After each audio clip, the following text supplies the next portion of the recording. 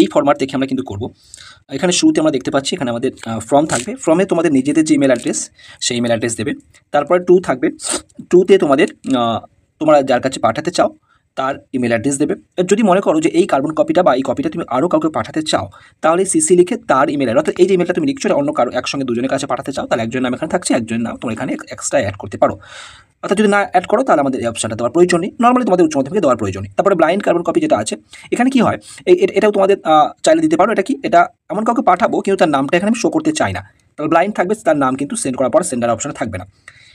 এর উপরে তোমরা চাইলে একটা বক্স করতে পারো, না চাইলে করার প্রয়োজন নেই। এখানে তোমরা চাইলে এখানে ডেটটা দিতে পারো, যে আজকে যে ডেটে লিখছো সেই ডেটটা চাইলে প্রথমে দিতে পারো, আদারওয়াইজ না চাইলে পড়ে দেওয়ার প্রয়োজন নেই। তাহলে টোটালি যদি আমরা দেখি ক্লাস 12-এর ক্ষেত্রে কী লিখবো, তার ডেট দিলে দিতে পারো, না দিলে কোনো সমস্যা নেই। ফর্ম দেবে, টু দেবে, কার্বন কপি দিলে দিতে পারো, না দিলে দেওয়ার দরকার নেই। বিসিসি ব্লাইন্ড কার্বন কপি দিতে পারো, না দিলে দেওয়ার প্রয়োজন নেই।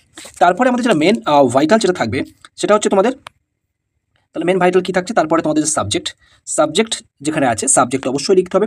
এবং সাবজেক্টটা খেয়াল রাখবে সবসময়, সাবজেক্ট আমি তো এক্সাম্পল দেখাচ্ছি এখানে বুঝতে পারো, সাবজেক্টে খেয়াল রাখবে যাতে খুব সহজভাবে, বেশি বড় হবে না, 2-3টে ওয়ার্ডের মধ্যে বা 2টো ওয়ার্ডের মধ্যে বা একটা ওয়ার্ডের মধ্যে, কংগ্রাচুলেশনস